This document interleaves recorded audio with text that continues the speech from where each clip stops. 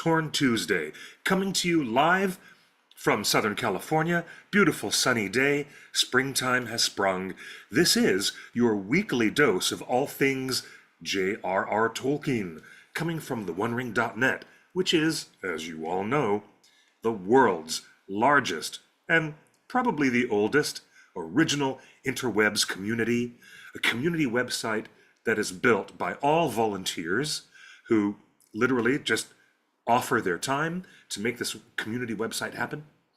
And it's why we have the tagline, forged by the fans, for the fans of J.R.R. Tolkien. I am joined today by my inimitable co-host, producer, and man about town right over there. There's Justin Sewell, who's joining us.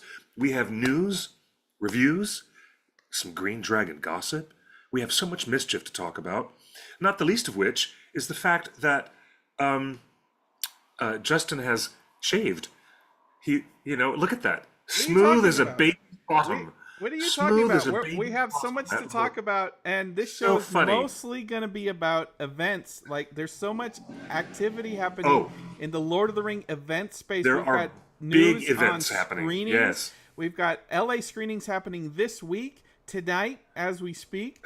We've got a Brandywine Festival, a huge LARP, and yes. I think I don't know if we should talk out loud, but we can confirm that One Ring is coming to Comic-Con this year in July. We're going to be there, and we're going to bring you all the cool stuff as we always do. Comic-Con in July. It's going to be wonderful.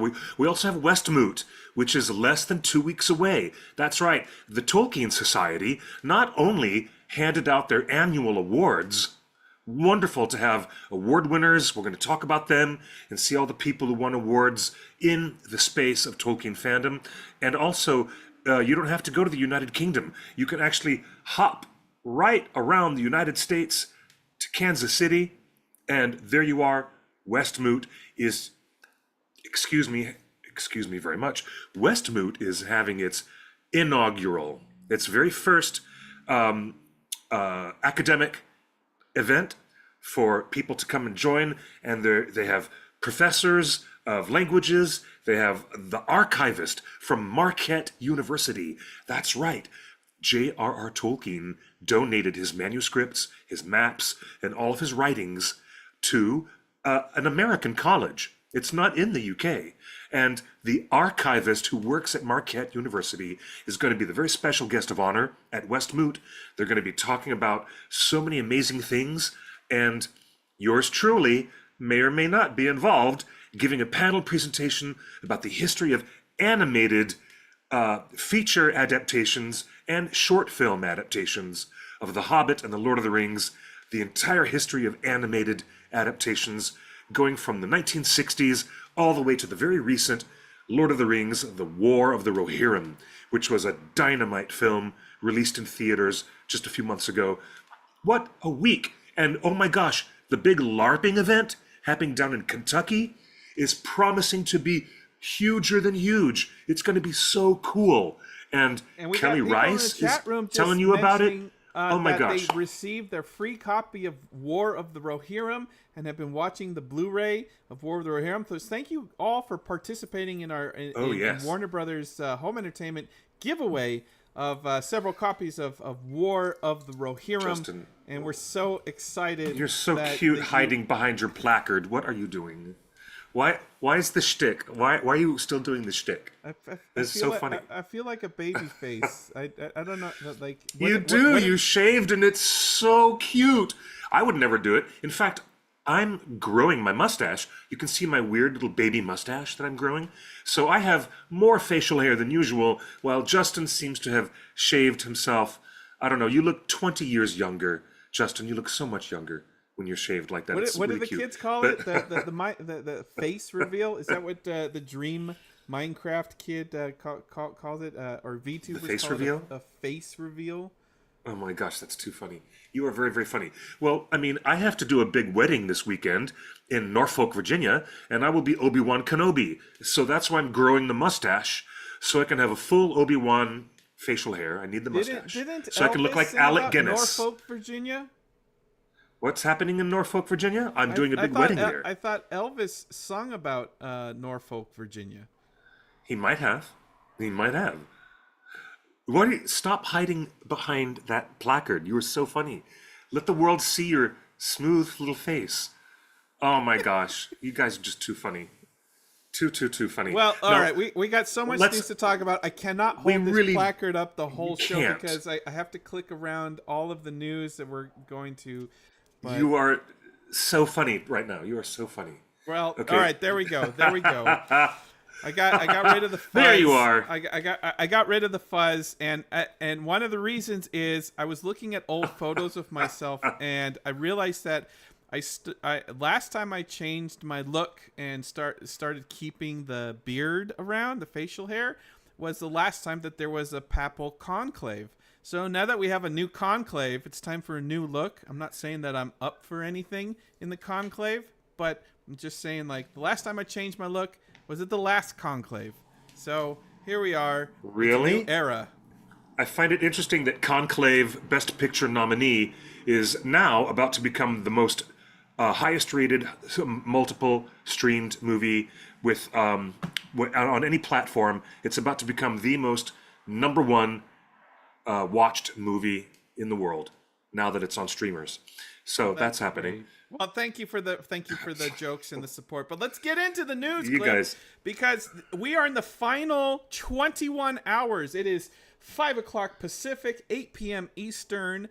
So you have 21 hours left to get your ticket to the very first officially licensed Lord of the Rings Middle-earth Adventures. It's called the Brandywine Festival. It's in Kentucky, and they've rented 300 acres, I believe, in Harrodsburg, Kentucky. I believe that's at the near the north border of Kentucky. Oh, that's so cool. And that's a lot of your favorite gorgeous people countryside. have been involved Beautiful. in supporting this. Matt, Nerd of the Rings, of course, is the voice of the Brandywine Fest. And he did this pitch video here. Kelly Rice from Happy Hobbit has been promoting it. And you can see from the get-go, look, they needed $80,000 to secure the land and get it going. They've blown past that by a wide margin. They're up over $439,000. And I am told, Cliff, that this is the only way to get tickets to this event. There's not going to be tickets afterwards. There's not going to be a ticket website over the spring and summer. Like, this is your last chance to get tickets to the first ever Brandywine Festival. So this is you got 21 hours to go. It's in October. Let's take a look at the details. It's October 7th through 12th. Right there in Kentucky. None of the tickets include travel. You're going to have to get there yourself. But the tickets get you in the gates, right. Get you a place to sleep. There's shared barracks, there's shared tents, there's bunkers, there's everything like that. There's going to be food and wine and festivities, and it's a LARP. Cliff, can you tell us what a weekend LARP is? I'm still not sure what a LARP is. Well, live action role playing doesn't have to be just something that lasts for 1 hour at Comic-Con weekend. Because they do. They do have a Comic-Con presence right there in San Diego Convention Hall on the outside steps that face the harbor. But it only lasts for like an hour or two, and they're all dressed up in their medieval armor with their foam Nerf weapons made of foam, and they're practicing their battle cries and attack moves. But that's the small scale of LARPing.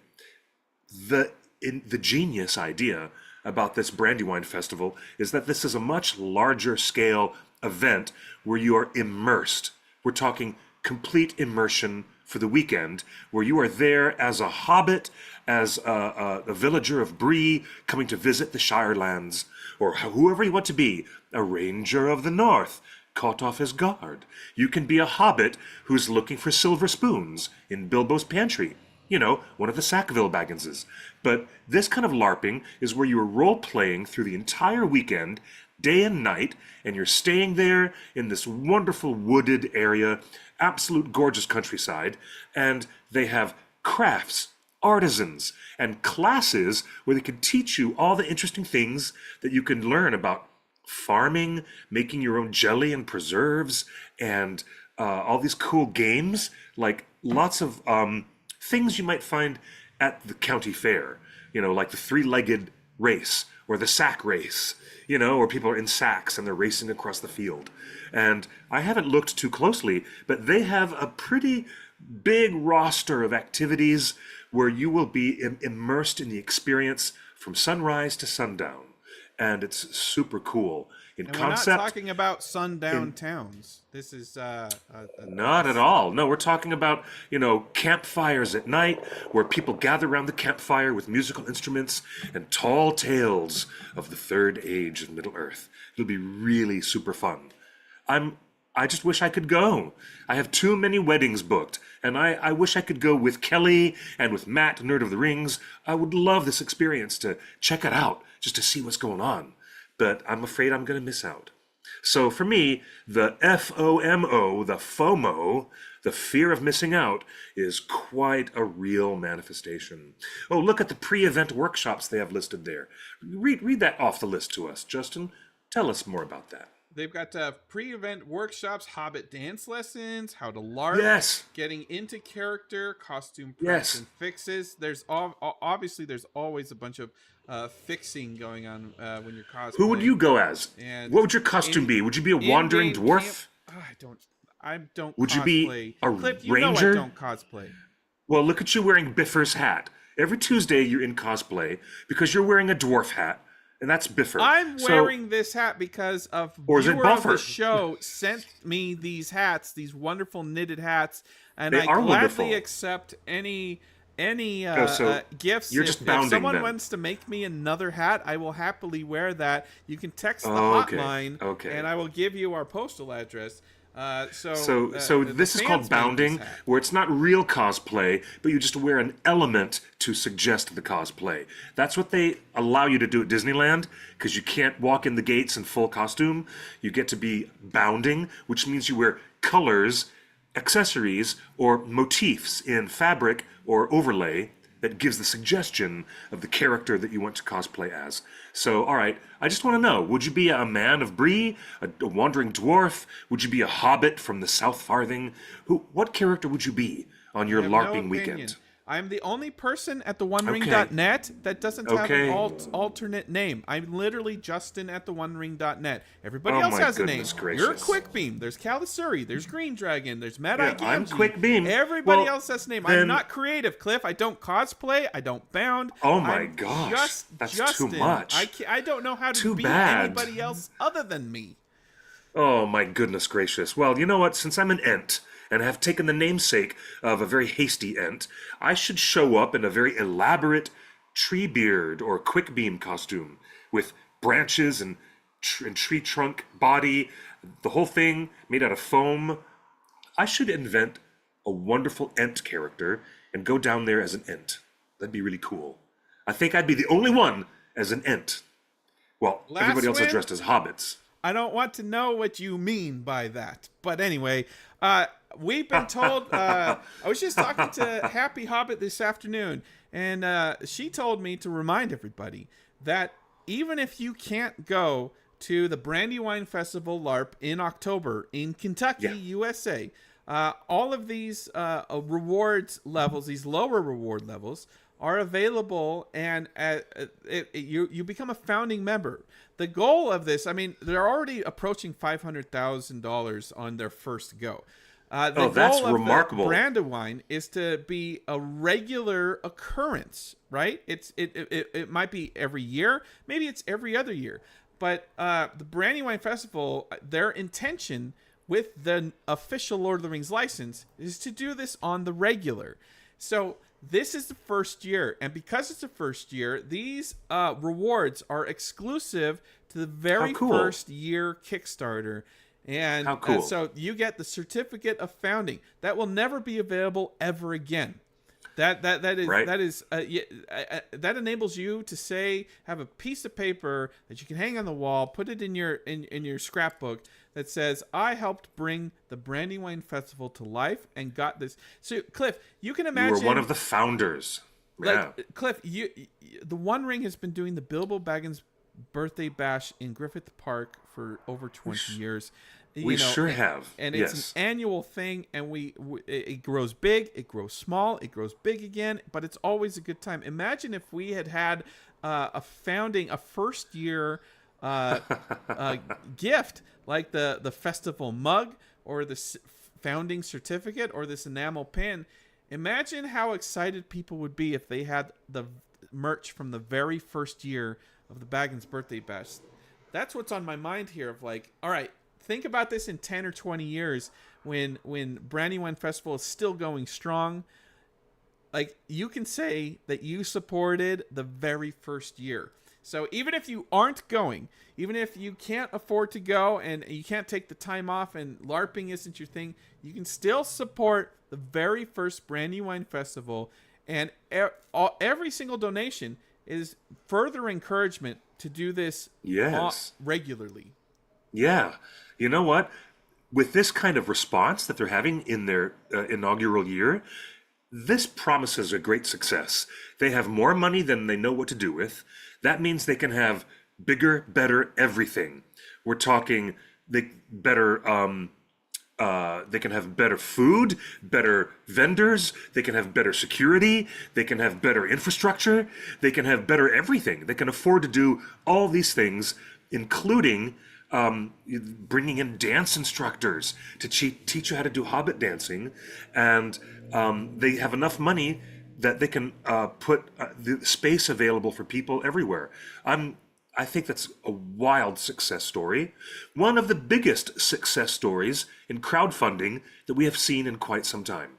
It's really cool. Incredible. You know, I love that fans obviously needed to find a way to express their Lord of the Rings fandom in new and fun ways, and spending 5 days in the forests of Kentucky. What is that? The Adirondacks? No, that's the Appalachians. The Appalachian. The Adirondacks are in upstate New York. Silly.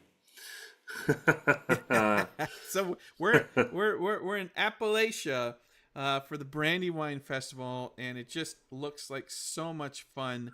It does. And Otaku Senpai, I think that's an interesting impression, that the Brandywine Festival sounds like an interesting cross between a large Society of Creative Anarchy event and the Midsummer Free Fair in the Shire. To me, it seems like a cross between an SCA event and a Renaissance fair, because we have the Ren Fair going on right here in Los Angeles County, but it's also a hybrid of pure Middle-earth sensibilities. And I mean Hobbit sensibilities. You know, you're not going to see a lot of elves. Maybe you won't see a lot of dwarves. I get a funny feeling this is going to be a very Hobbit-centric event. And I've been told Anarchy. I mean, Society for Creative Anachronism. That's what I meant to say. Yes, thank you, Otaku. Yes. I've been told that the event is over 5 days. There's things to do, and it's set up kind of like Westworld, where you show up to the park, and then I was going to make that analogy earlier. Non-playing characters, so there'll be paid actors. No, they're androids. Or androids, or whatever you want to call them. Or maybe they're real hobbits. Real hobbits that were discovered in the deep woods of Appalachia. And they will come and just come over to your table at lunchtime and say, hey, I hear there's a dragon over in those parts. You want to adventure with me? So there's going to be a lot of like interactions like that where characters will encourage you to go on adventures. 300 acres is a lot. 300 acres is bigger than a lot of theme parks. I mean, it might be the size of the new Universal theme park. That I hope that Sasquatch doesn't show up. I hope that one of these side adventures doesn't include finding Sasquatch. Absolutely terrifying. Imagine Bigfoot stomping through the Appalachian Mountains and stealing jugs of mead It's more than a Ren from Fair. the event. This Brandywine Festival is more than a Ren Fair, because the Ren Fair is like a one-day afternoon excursion. Everybody gets dressed up. You go and buy a giant turkey leg. You drink some brew. You laugh and you play with your accents. This is 5 days of an immersive Hobbit experience. So you might be big wizard might tap on your door of your tent and say, "Are you ready for another adventure?" Oh my gosh, this is so fun. The title on their Kickstarter says "A Merry Gathering to Celebrate the Harvest." And guess what? They are having it in October. That is the harvest season. Imagine all the fresh fruits and vegetables that they will have in the harvest there at the festival. There'll be pumpkins and squash, butternut squash, and amazing veggies everywhere. This is going to be really cool to be there at harvest season. I will give you an answer, Cliff. You asked what I would be at this event if I was going. Maybe I do end up going. I don't know. I'll see how the winds blow. I would prefer to be an NPC. I would be that character that tries to convince you to go on an adventure with me. That's the role I want to play. I don't want to consume it. I want to provide the experience of it. Oh, fun. I dig that. I would like to do that too. If I had a free schedule and I could go, but I can't let my beautiful wedding couples down. They need me to officiate their ceremonies. So that's why I can't go. But otherwise, I would love to be at this experience and check it out. So anyway, 21 hours to go. And we're serious. 21 hours to go. It's your last chance to get a ticket to this. It's really affordable for a 5-day event. I mean, for 5 whole days, it's wild. If you get a 5-day ticket to Universal theme parks or Disney theme parks, it's probably more than that, actually. Way more. So, look at that. Let me see now. Okay, yeah, you know what you're looking at? That price, that early bird price of $375, which is probably no longer available because, that was the first 300 tickets. Bird. Yeah, that early bird. But yeah, look, for $399, you'll be lucky to get a 3-day pass to Disneyland. Yeah. Much less exactly 5. And again, if you can't go, but you want to support these wonderful new Lord of the Rings initiatives for fans, and this isn't just this is just a wonderful way to do something official with Lord of the Rings. You can buy the mug, the founding certificate, and the enamel pin. These are all exclusive to this first year, and you can say that you supported the first year of the Brandywine Festival, which hopes to be an ongoing and regular thing. We got so much news to cover, Cliff, but you sent me a link to Locus Mag is covering the 2025 Tolkien Society Awards. Tell me about this. Tolkien Society Awards, and some people we know at like the Digital Tolkien Project were up and nominated, and I think Jordan Rennell's The Long Expected Soundscape, I thought he might have been a nominee, or maybe he was last year. But look at the winners. Let's take a look at this list of winners. Yeah, we got best online content was Digital Tolkien Project, beat out Digital Tolkien, Unexpected Soundscape, Artecraft, the Minecraft server, incredible stuff. Best artwork went to Ted Naismith, who was just on a stream with us just a couple weeks ago. Congratulations, Ted, for winning the Tolkien Society's best artwork.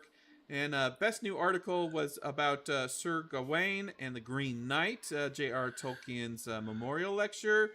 And of course, the best book was brand new. that was co-written by my friend Dimitra Fimi, wonderful Tolkien studies professor and English studies professor. She's amazing. But you know that poetry book we talked about for months and months and months? Guess which book won Best Book of the Year? Look at that.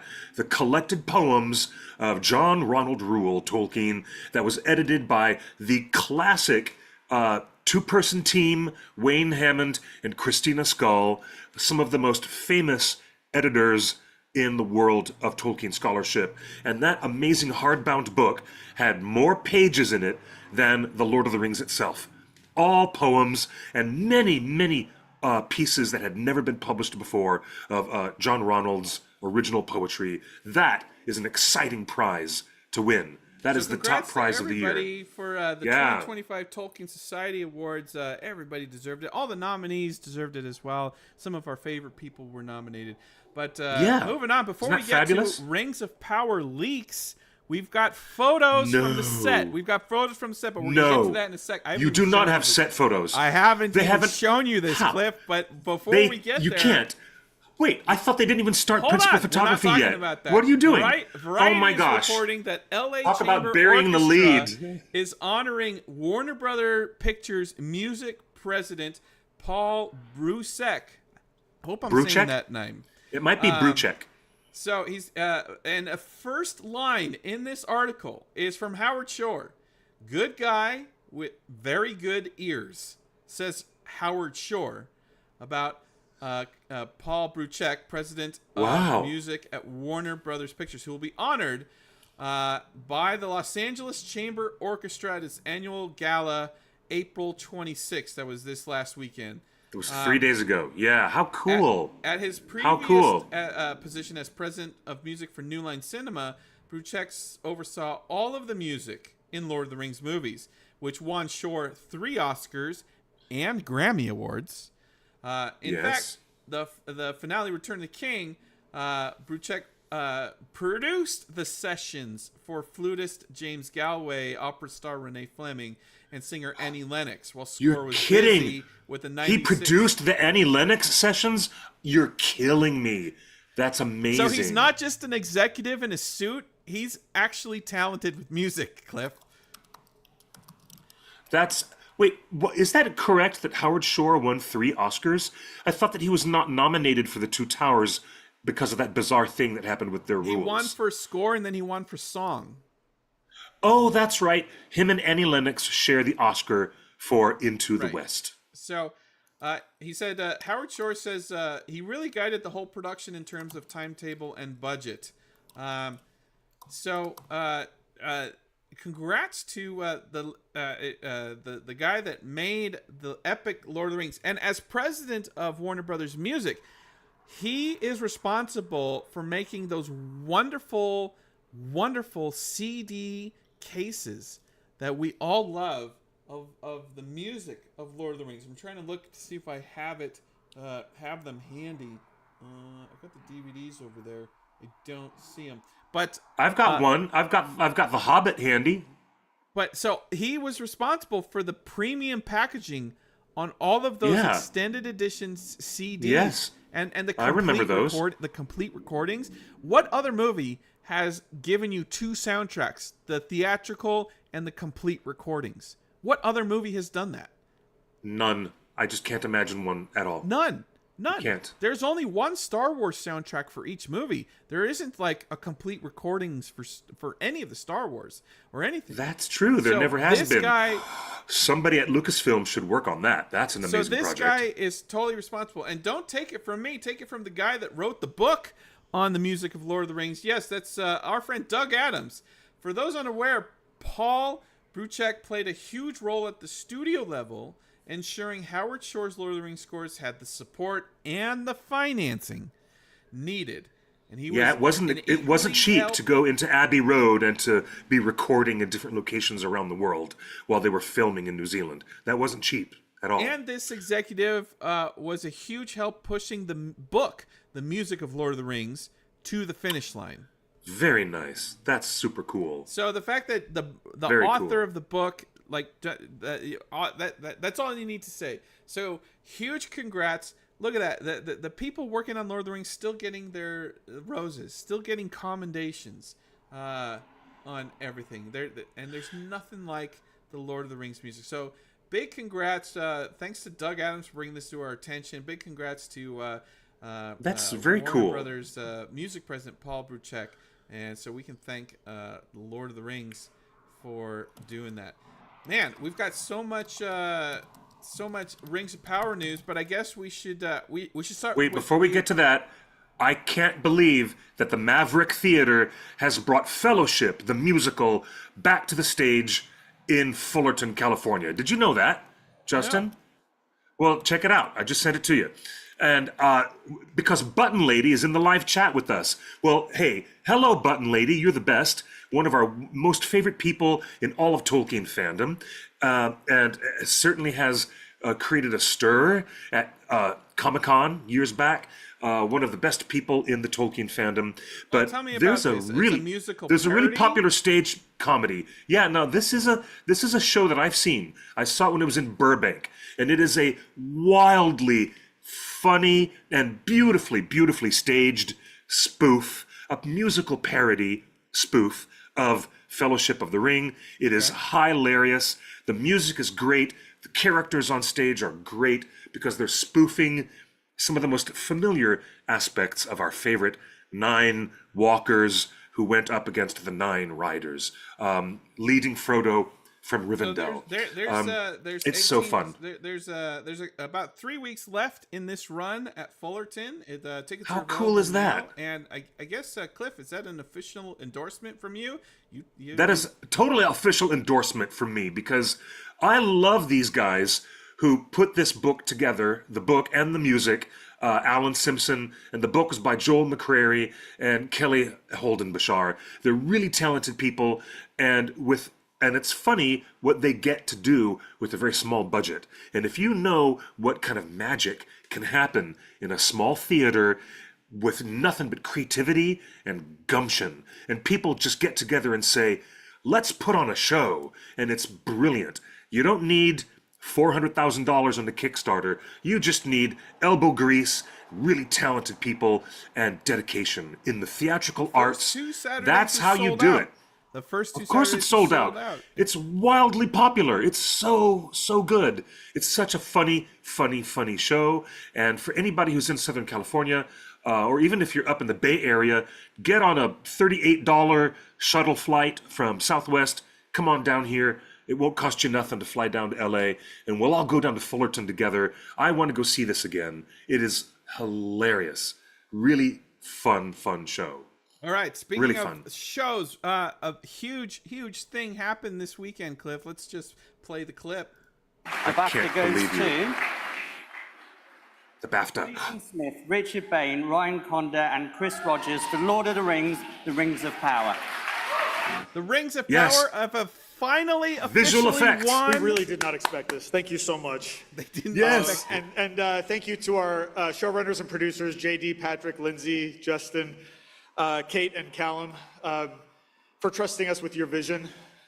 Thank you to our VFX production team, James, Tim, Zoe, Katie. You gave us the foundation that we could create magic on a real world timescale. Thank you. And to our art team, Joe Henderson, Einar Martinson, and our supervisors, Danielle BG, this is a little bit of a list here, Greg Butler, Ara Kanaskian, Lawrence, Dicky, Abigail, Matt, and Matthew. Thank you for your creativity, talent, and humor. You're the heart of the production. Thank you to all the companies that worked on this show. There were many people over the world working on this show for us. Thank you to ILM, Double Negative, Rodeo, The Yard, Outpost, Untold, Cantina, Mars, Atomic Arts, Company 3. You guys were the armies that helped us to win the battle. Visual effects at their best help us to tell a story. And they bring our dreams to life, and they help us to believe in magic again. And working with all of you was that experience for me. So thank you. Right. Congrats to Rings of Power for actually winning an award here. Cliff. That's a big one. That's a big award for them. That's but cool. I do have to point out, Cliff, That's cool. It kind of makes me sad that all of those effects studios that they listed, Weta Digital and Weta They Workshop. didn't mention Weta, did they? Yeah. I noticed that too. It's kind of like the error of omission that you don't want to do during your award speech is to forget one of your biggest contributors. Well, no, I don't think they forget. I don't think Weta worked on season 2. Oh, well then in that case, never mind. I retract my statement. Never mind then. So, I don't know. There's just something about the Weta legacy, and they're so identified with Lord of the Rings. It just feels weird that a major award is being for Lord of the Rings is happening for visual effects, and It's the first time we've not heard Weta's name when it comes to a Lord of the Rings effects award. That's a bit different, isn't it? It sounds different to the ear. But you know what this is all about? Damrod, heavy metal. This is all about Bear McCreary and that evil giant troll coming in that battle of Eregion. That's what this is all about, man. You know what? Even though I have had a couple of complaints, only here and there, about making out with your mother-in-law and some of the story things that happened in the narrative, I will never, ever deny the fact that Rings of Power looks fantabulous. The production design, the visual effects, the art department, the props, the costumes, just the rich visual texture of what they created for the show, just phenomenal stuff all the way around. Hey, look back at that report card. We gave them big scores for VFX and art department. I think everybody's in agreement. We all did. The best part of the show is the visual effects, and so congrats to everybody. And the art direction, yeah. Well, Cliff, question here, because we got a picture. Supposedly, the rumors are that Rings of Power Season 3 might begin filming by Friday this week. Rumors are. And we're going to get into some leaked we photos. did have that rumor it would be before the end of the month, and the end of the month is tomorrow. For all those who need to pay your rent, it's the day after tomorrow. So, Cliff, here's a recent picture of our boy Isildur. Oh, let me see this. So, Isildur, Maxim Baldry, is rocking a full beard. He's gone the opposite direction of what I have done. Oh my gosh. Yeah, he looks like Iman Esfandi, who, as you know, is the star of Ahsoka, who plays the older Ezra Bridger. And believe it or not, Iman Esfandi has a full side career as a rock musician, songwriter, multi-instrumentalist, and singer-songwriter. And with that beard, he looks very, very, very much like Ezra Bridger. He looks so much like him. He reminds me of Iman Esfandi. Cliff. He looks great. He looks like great. Ezra Bridger, but he does not look like the lineage of Aragorn. As far as I can remember. Wait, no, hold on. Yeah, he does. Because you've told me, many fans have told me over decades that Peter Jackson broke canon by giving Aragorn a beard. I've been told my whole life that Aragorn should not have beard, should not have stubble, that the line of Númenórean kings did not have beards.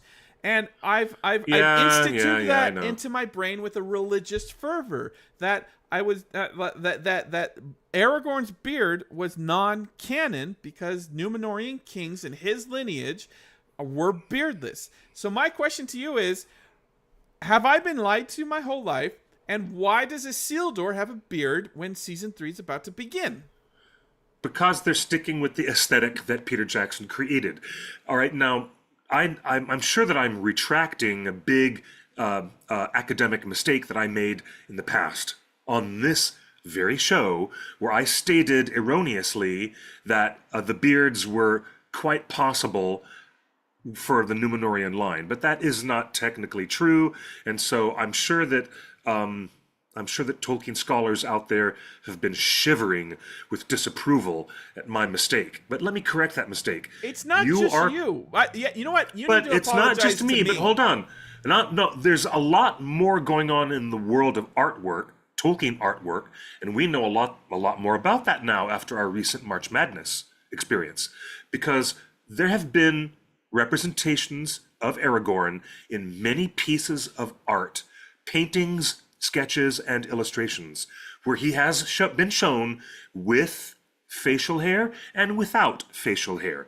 But canonically speaking, according to John Ronald himself, Professor Tolkien never imagined any of the Númenóreans at all with any facial hair. So have you been lied to? You've been lied to by the brothers Hildebrandt. You've been lied to by Boris Vallejo. You've been lied to by I have to say that if we're gonna criticize anything artists, for canon, the artists working for Ralph Bakshi did it correctly. The way that they had that version of Aragorn in the 1978 Lord of the Rings that was released by United Artists and voiced by the late, great John Hurt. That was the correct representation of Aragorn with no facial hair. So at least Ralph Bakshi did that accurately, while all these other artists and painters and filmmakers for many, many decades have been giving you with and without a beard, with or without a beard. So that inconsistency is remarkable, to be quite honest. So what, are you looking up? Yeah, there he is. There you go. That's your Aragorn, who actually looks like he has indigenous American descent. He looks very, very much like... Yeah, that's closest to what Tolkien described as Aragorn. He's got a darker complexion that is more related to Eastern Mediterranean. You know, you think of Greece, you think of Turkey, you think of Hungary. Yeah. You think of darker olive oil skin on the Eastern Mediterranean. But Tolkien always described him as beardless. So, Cliff, let me ask you this: if Isildur is having a full beard for season 3, is this a sign that that the show is moving more toward the film look and moving farther away from the books? No, not to be assumed that they're moving further away from the books. That is not an automatic assumption. But that beard is going the wrong way. But it's going to match Harry Sinclair, the original actor who played Isildur in The Fellowship of the Ring, the guy who famously says to Elrond, "No," and then walks away from the Samath Naur. That is the look they're going for. Harry Sinclair. What else can you say about it? But not to be assumed that they're going further from the books. They're just going closer to... further from the books. You just said Tolkien described that the Númenórean kings did not have beards. So they're running further away from the books with this beard. Tolkien wasn't even clear that the Balrog had wings. Come on. And yet they used the full Weta-designed creature from the Balrog encounter. You're doing unfair comparisons. Let's just stick to not an unfair comparison. Tolkien said something specific about Isildur and the line of Númenórean kings that lead to Aragorn. He did. And that beard is not it. Well, maybe it is important for the showrunners to have a visual look that matches Peter Jackson's visual world. Maybe. So, I agree with the chat room. I'm not defending it. I'm not defending it. It is more beautiful. I'm just saying. I think it makes him look more mature. I'm totally on board with 5 o'clock stubble on Aragorn in the movies. Everyone fell in love with Aragorn, Viggo Mortensen. He looks hot. Maxim looks hot here. I totally agree. I'm on board with. Do you know why? But do you know why he looks hot? Canon. Because he looks like Iman Esfandi from Star Wars Ahsoka. That's hot. I mean, objectively speaking, no one knew that Ezra Bridger was going to grow up and be such a beefcake. Total beefcake. Ezra Bridger, super sexy. Everybody all the women in my life and half the gay men in my life are falling over themselves with their crush on Ezra Bridger. So maybe that's what they want. Oh my God! They want this total Isildur to be like Eman Esfandi. Maybe that's what they want. Wait. Maybe that's one of the reasons that the showrunners have decided to give Isildur a beard, because everybody's thirsting over the Star Wars character. And once again, McPain can say, we were inspired by Star Wars. We were inspired by the success of Star Wars to make our character look exactly like that other Star Wars character that y'all are thirsting over. So I'm totally on board with that theory. That's funny. That's very funny. Isildur is the Ezra Bridger of Middle Earth, and until we hear from McCain, now, that's what we're running with. You know what? We need to get these two actors together in a room. It's kind of sad that we can say that. we need to get these two actors together. We need both of them to sit down, Isildur and Ezra, and have both of them sit down and just see what kind of conversations happen. People will be like, were you separated at birth? Is that your missing twin brother? I think it's really funny. I mean, really funny. And Cliff, I didn't know he was a musician. This is a nice surprise. I did not know this young man was a musician. All those same rage tubers and gross Twitter accounts that complain about everything Star Wars of how people look and how girls sit and everything like that, they're going to have nothing to say about this beard. All those respect for Tolkien nerds are actually not going to say anything about this non-canon beard. I have nothing to say about it because, it looks a lot. I mean, look, Maxim Baldry is doing an awesome job as a young actor, but there is a unique difference in the way he looks with the facial hair. And they're doing a time jump. They admitted it. And then they backtracked and said, well, it's not a huge time jump. But still, you know what does a time jump? A beard. A beard is one of the easiest ways to do a time jump. Well, yeah. I agree. That's not Andor a big is doing time jump right there. That like literally. Andor was only 1 year later. Weeks. I know. Andor was 1 year later, but if you want a character to appear in the later season of a show, all you need to do is grow their hair longer. In this case, grow their beard longer as well. It's an age-old trick of television. It's one of the oldest tricks in the Hollywood book. If you still have an actor who doesn't look the right age, give him a beard. Give him a beard. There you go. All right. Well, that's speaking of controversial hair in Rings of Power. This weekend, Charles Edwards was asked at a Comic-Con, why do elves have short hair? They asked, the fans are asking to his face, why do elves have short hair? And we got so used to them having longer hair in the other films. Well, let's let Charles Edwards, Celebrimbor himself, answer that. That's not how it is. And there's a great feeling of ownership over something like Lord of the Rings. And I understand that. I've read many books myself and had that the intense experience that one can only have when one is on one's own with a book. The creativity that happens in your own head. And then you see an adaptation of it on the TV and go, no, that's not right. So as a result, I think any adaptation is up to have tomatoes chucked at it, because that's the way of the world. I don't happen to agree that all elves should look exactly the same. I think personally that's a little dull. I think it's nice to have some variation, and particularly as we're in the Second Age, I think maybe one could argue that things might have been different. They might not have been, but they might have. And I always think it's more interesting to explore the what if, rather than no, we can't do that because we've seen it in another movie, or because there's some fan art that depicts that. I think it's always interesting to try something else. At least that's how I feel about it. So, I mean, some of them do in the show, and some of them don't, and I think that's okay, personally. Is that okay with you? Yeah, that was a good answer. Thank you. Okay. There you go. Well, the High King has long hair, but Elrond does not.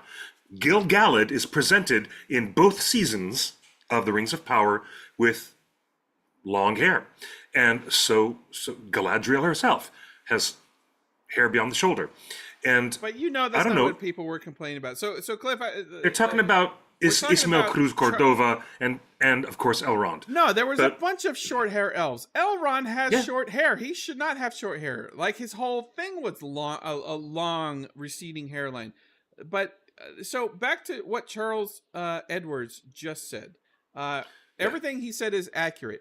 But I want to ask you, Cliff, do you think if he had said that, if anyone on the cast had been allowed to respond like that 3 years ago, when all of this nastiness started bubbling up on the internet, do you think it would have calmed the nerves of a lot of casual fans? And do you think the discourse would have been a little healthier if he had been allowed to respond in such a eloquent manner? Yeah, I do think so. Yes, that would have been great. But hey, it is what it is. But it's not. There's, It is what it is. We're 3 years into Rings of Power, and the conversation about hating the show because of short hair elves has had enough confidence, has given someone enough confidence to look him square in the eye in public and say, "Don't you think that was stupid, man? You're in the show." Like, someone actually said that to his face, right? Wow. Did they use that language? So I hope not. I hope they didn't use that kind of rude language. According to this fan that was also there, they says there were a few asked questions about adaptation choices: short hair, role of mithril, narrative direction. She only filmed this answer to the first one, but he had similar answers to all those questions. So multiple fans confronted an actor on the show for all those controversial things. That's what I'm saying about the discourse around the show. You can't just discount it and say trolls are being trolls, because it's at the point now where these actors are being asked, like, why does your show suck so much because of your short hair? And it's like, whoa, Lordy. that's a terrible take. And that is a terrible take. So congrats to Charles Edwards for speaking up on it, having an honest opinion about it that is the right opinion. And I feel like if the actors were allowed to speak this openly 3 years ago, we wouldn't be 3 years on with these trolls that are enabled and confident enough to speak this in person. It's just like, you guys have to like talk about this stuff, and you don't have to. I feel like the actors don't have to respond to everything, and nor should they. But like, let the work speak for itself. But we have a duty as a fan community to like stop some of this trollish behavior. There's no way that anyone would go up to Viggo Mortensen and said, "Your beard sucked." I agree. I get that point. I totally agree with what you're saying. The trolls, or the people who are acting trollish and toxic and awful, should not be emboldened at all. Right. But what is stupid to me about the whole hair conversation, and I'm trying to bring this back to what Monica said in the live chat. Is it such a big deal?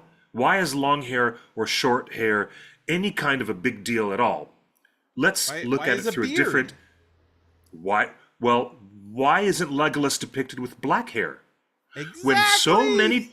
Exactly my point. Do you see what I'm getting at now, my friend? Why is Aragorn a white Danish guy from Argentina? Like, why, exactly. Why is there a problem with Orlando Bloom being shown with blonde hair when he could have been legitimately presented as an actor throughout all 6 Middle-earth films with raven black hair? Because over the decades, a lot of other pictorial representations of Legolas show him with black hair, because Professor Tolkien didn't say either way. Right? But he did explain, with Aragorn, he did explain that Aragorn specifically had a dark complexion. That was very specific, and he never uses that description anywhere else on any character. Like he leaves it open to the mind's imagination. But Tolkien did describe it. Anyway, we've got a few more things to cover before the end of the show. Speaking of Charles Edwards, if you want to hear more of Charles Edwards' eloquence and elegance, this is your week, folks. Let me bring it up full screen. This week, Amazon has flown out 3 of the actors: Charlie Vickers, Sauron; Charles Edwards, Celebrimbor; and Daniel Wayman, the Stranger, aka Gandalf. He's Gandalf now. We don't need to call him the Stranger anymore. Wow, that's so... your mouth to God's ears. Well, really. I mean, only for people who've never seen season 1 or season 2 do they need to have that secret kept? I mean, Cliff, they're still mystery boxing. They're trying to get an Emmy award for the show, and they're still mystery boxing the reveal of Gandalf. let me see this. What does this say? They can't help themselves. They can't help themselves. McPain are like on this tear of like, we have to mystery box. Do we know who the Dark Wizard look at is? that. No. Do we know any of the 9 men that will become Nazgul? No. Do we know any of the 7 dwarves that become ring holders? Nope. Ring bearers. Thank you. Ring bearers, Yes. there. So there's an event tomorrow night, 7 p.m. It's That's open wild. to all active members of the Academy. Next week. It's not tomorrow night. It's next week. It's next week. Thank you very much. Yes, sir. So next Yes, sir. week, Charlie Vickers, Charles Edwards, and Daniel Wayman will be in conversation with our friend Anthony Bresnikin from Vanity Fair. Alrighty. They will be here in Hey. Los Angeles. This is in Los Angeles with a screening final episode, but not to be outdone, there's another event the night before. Next Tuesday, during this show, next Tuesday, there's another event for a conversation for Lord of the Rings Rings of Power, again, with Charlie Vickers, Charles Edwards, and Daniel Wayman. This is for the SAG-AFTRA Foundation. So if you have any friends in SAG that That's so cool. that can get you And on the list. I have do. them I have get you on many, the many list. friends. Have I them have get you many on the list. friends who are union actors. Cliff, In fact, I I am Taft-Hartley. I have to join the union the next time that I'm already operated under one job when I did a voiceover for Disney animation for a TV show based on Lilo and Stitch.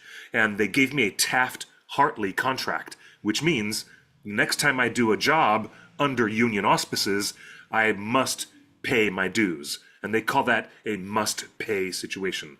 I have to pay my dues, and I will be a card-carrying member of the Screen Actors Guild myself. It'll happen very soon. Actually. Cliff, if you want to skip Torn Tuesday next week, I will handle the show myself. If you can get into this screening, I think you should. Yes, I would like that very, very much. I would like to get into that. I would like that very, very much indeed.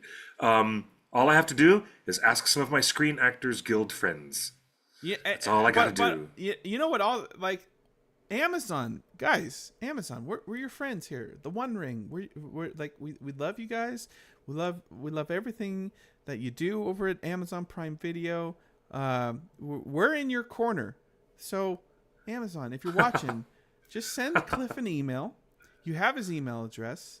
quickbeam@theonering.net. Just send him an email. Quickbeam@theonering.net. That is exactly it. my Slide email. it. And it has been for 20 odd years. Slide into his DMs and just say, hey, Slide come on over. in. Yeah.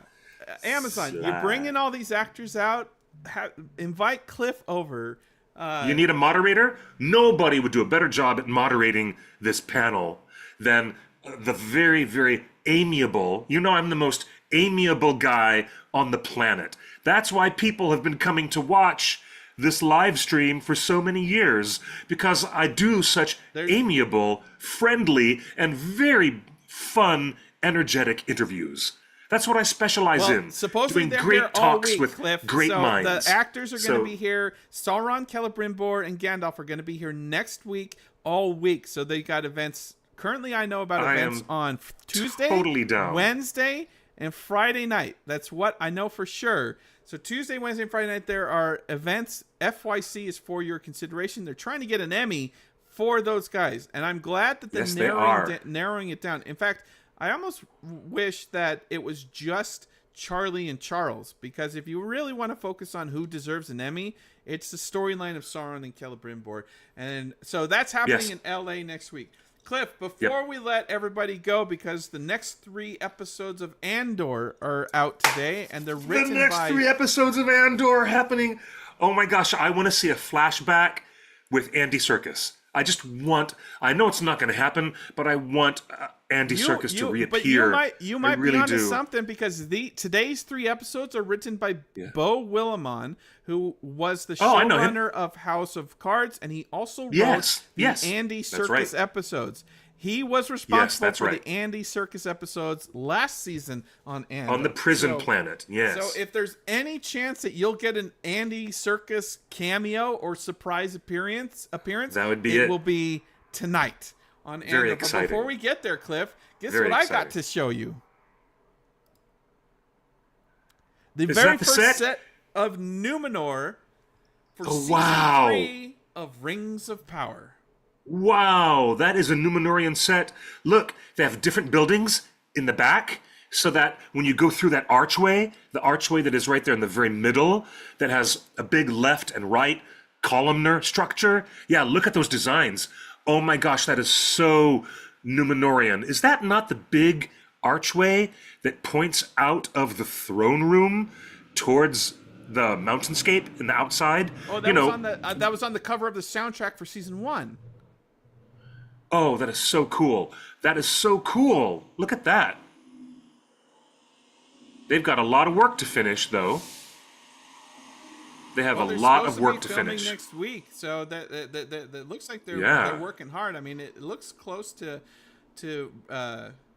yeah. I mean, they still have to do the ground cover, right? Like they still have to do the cobblestone and what the cobblestones, and then the greens department needs to come in and put in all the vines, the ivy, the plants, and everything. But this is pretty fabulous. Look at that.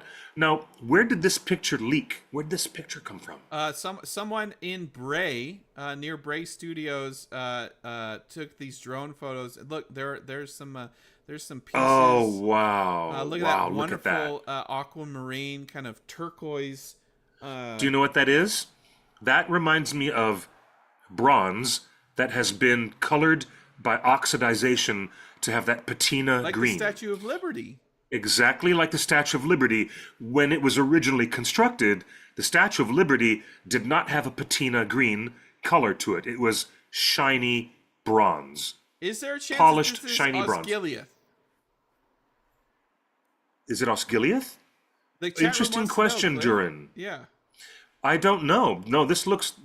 it looks Numenorian to me.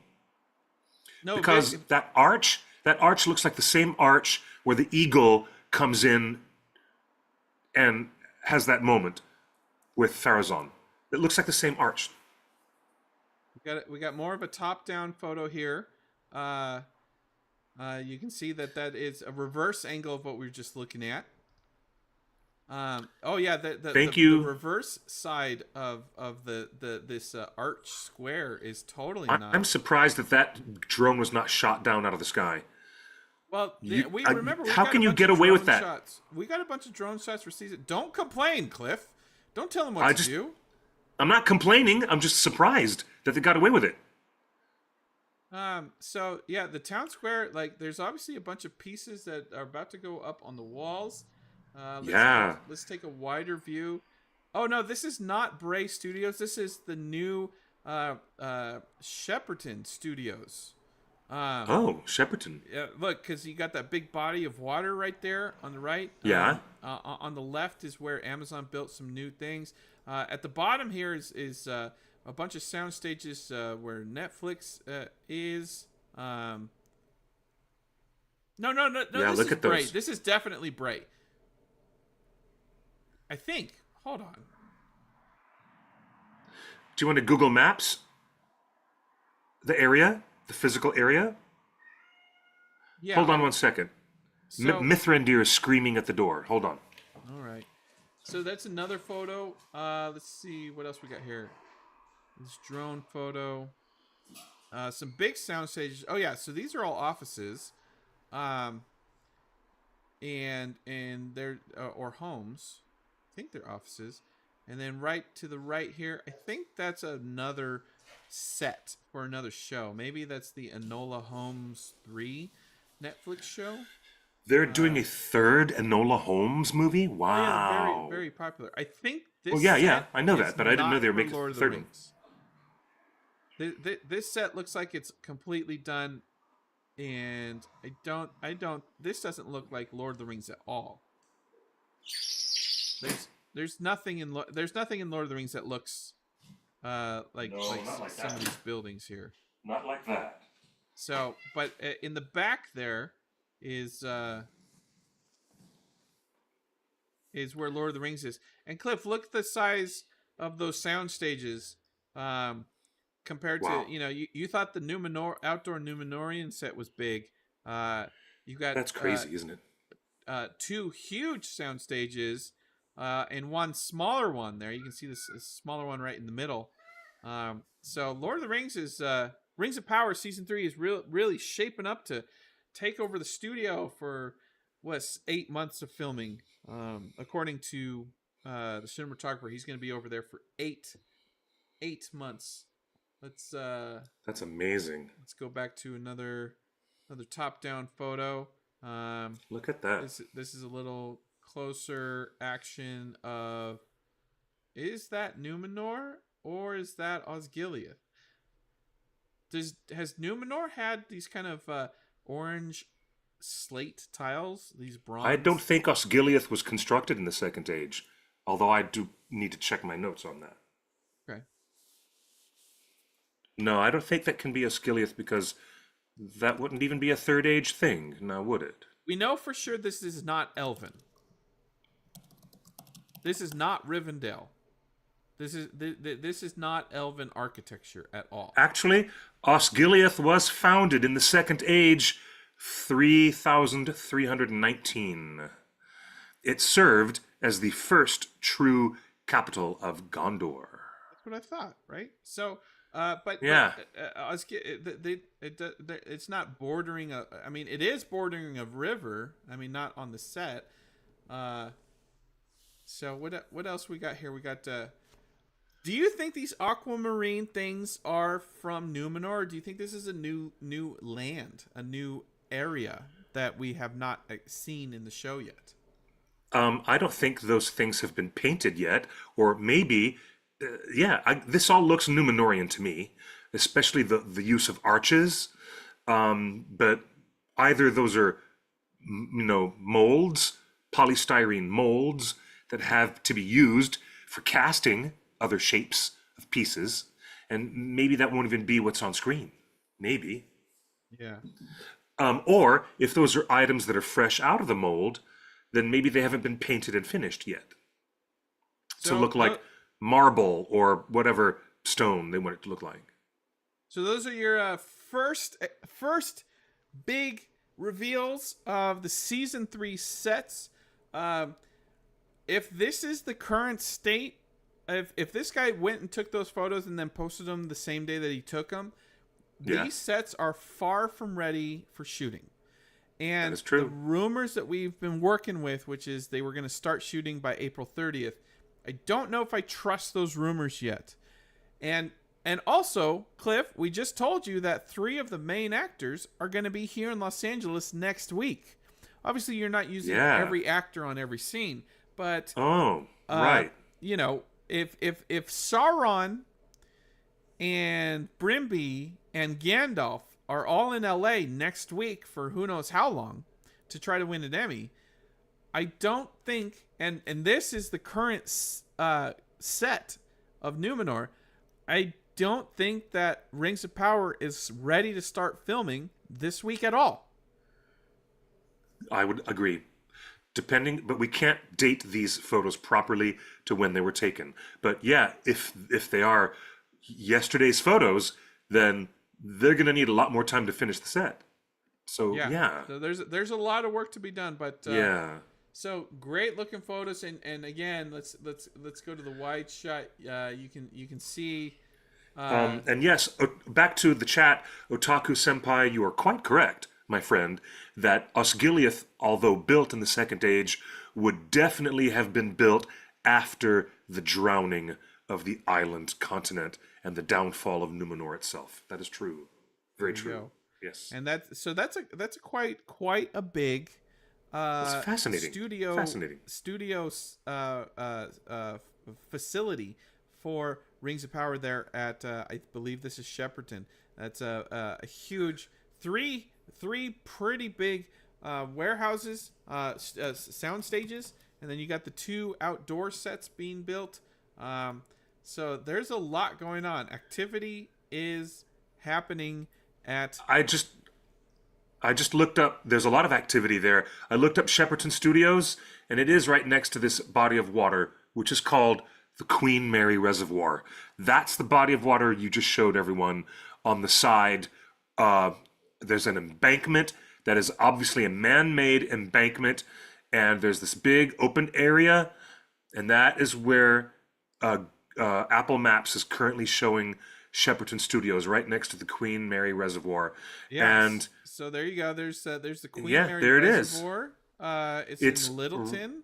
I remember I took some video there. I wish I Yeah. would have found it, but I actually snuck onto the on. It's onto right the studio.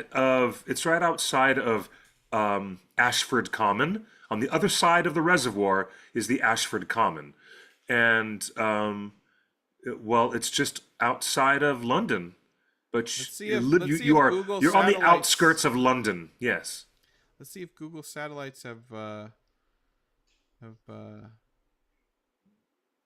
These reservoirs look like big lakes, but it's a big reservoir. Yeah. So looks like studios. There it is. You found it. It's the same thing I just found. Yes, sir. You found it. It looks like they converted this car park and long area. This long area, yeah, because That's where the drone flew over. Those little buildings on the far left, that little row of houses. Yep. That's what you, and there's those, there's the other white buildings that we saw in the drone shot. So yeah, that's where they're building those outdoor things. Wait, but right there. How about Shepperton that? Studios backlot, and so this dirt is where I visited. We saw the studio over here, but they have Amazon built a bunch of warehouse the studios here in this dirt area. Yes, they did. Right next to a farm. They bought a portion of the farm and they're expanding Shepperton. I wish there was a clearer photo, but I think they took over this plot of land. Okay. The brown one. Yeah. So I think that the right brown one, the right farm there, all the way up to the river to the reservoir, is the brand new Amazon Studios. I mean, they spent a fortune on it. So that's what we're looking at here. You can see. How cool is that? You can see all those farms there, the farmland. You can see it goes right up to the reservoir there. You can see the houses at the bottom here. Let's take a look. That's exactly right. You can see where those houses are. So this green area right in the middle of your screen, that's where the brand new Amazon Studios are, and everything below, you can't even see the other huge sound stages. So that's exciting. Rings of Power is the first thing that we know of. We believe it's the very first show to film at the brand new Amazon Studios at Shepperton. How cool is that? So they're cracking it open. So exciting very cool times. indeed. All right, it's time to watch Andor. I want to thank everybody for joining us today for Torn Tuesday, and thank you for all your comments and compliments. And I was a little nervous about this reveal. You shouldn't have been nervous, but you played the shtick very funny. It was very, very amusing. Very amusing, my friends. Come here, little man. Come here, kitty. Come here. We're going to say goodbye to all the people. If you can get into that SAG screening, I can handle the show. I'll call up Matt or Kelly or someone. If you can get into that SAG screening, please do. We need an insider. I will. We need to go to the Q&A. If any of you are watching and you end up going to any of the Q&As in Los Angeles next week with Sauron, Celebrimbor, and Gandalf, please report to us. Our emails are public. Please report back what you hear at those screenings in Los Angeles next week. I agree. Who do I have to call at Amazon to get into those FYC conversations? I guess that's what they're calling them. Quote, conversations, unquote. So yeah, I'm very excited. I could bring my wandering gray wizard, Mithrandir. He's my little gray wanderer. I could bring him with me because he has better questions to ask than I do half the time. What do you think? Oh, what's that over there? Squirrel. Is there a squirrel over there? That's funny. So I would love to be, there he goes, going to get that, go chase it. That's funny. I am the guy who would love to report on the For Your Consideration, I call it a symposium or a conversation or whatever you want to call it. But hey, Prime Video, I'm your man. Give me a call or email me at quickbeam@theonering.net, and I will report on it and give you lots and lots of coverage about it.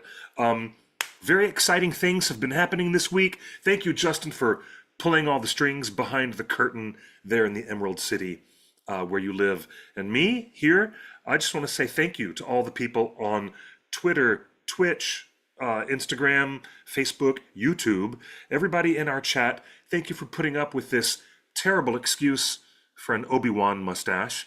I got to let it grow out even more. And congratulations to the Rings of Power visual effects team for your BAFTA award. Big time congrats to all of you. It's going to be a very exciting time as you guys start the 3rd season. Here we go, everybody. Breaking news, Deadline just posted this. Rings No, of Power breaking news. Whoa. Bear McCreary will be hosting a performance of the Rings of Power at Deadline's Sound and Screen event next Wednesday evening. Deadline Sound That's and the Screen. same night at the other event. That's the same night as the other event. This Deadline has unveiled the lineup and musical talent that will take place at UCLA's Royce Hall on Wednesday, May 7th.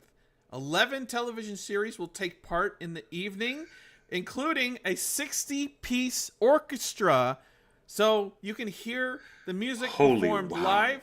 And included in that is this year's lineup includes top billing, Lord of the Rings, The Rings of Power, Bear McCreary. That's brilliant. And Mick Giacchino from The Penguin.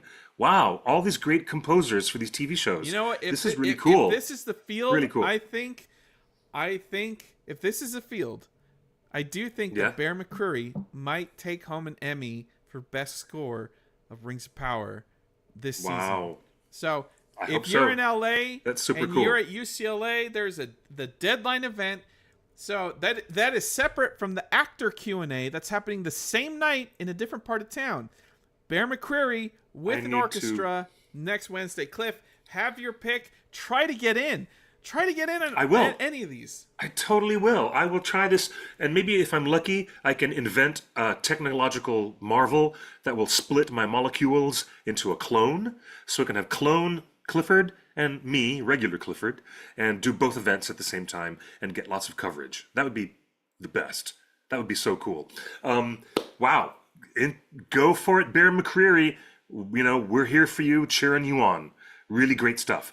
Well, it is now time to sign off. It's time for Andor. Time to look for Andy Serkis in the new episodes. I don't know if he's going to be there, but bless him. He was one of the best things about Star Wars. And he's been in Marvel as Claw. He's been in Black Panther. He's been in all these Lord of the Rings movies and Hobbit movies. And now he's been in Star Wars as well. So that's super cool. Andy, he's also in The Batman. So Andy Serkis can do no wrong. He's the guy who's in all the major IPs. Super cool. And now he's going to be directing The Hunt for Gollum. We didn't have any news about The Hunt for Gollum today, but maybe we will next week. Everybody, take good care of yourselves. If you want to follow us, we are theonering.net. Point your web browser to our main page, and on all socials, including Instagram and YouTube and Facebook, it's the One Ring Net without the dot. Just take it out. Me, I am QuickBeam2000 on Blue Sky and Instagram. We're going to see you guys there very soon. And until next week, please do take care of yourselves. Look after one another, because we're all we've got right now. And I wish you all the best, my heart and my blessings, and all the uplift for your spirit, and for all you good, beautiful people out there in the Tolkien fandom. Thank you. I want to thank you. I want to acknowledge all of you for being with us live on the OneRing.net Torn Tuesday. Time to say goodnight and good luck. Or better yet, as I like to say, buenos noches y buena suerte. Good night and good luck.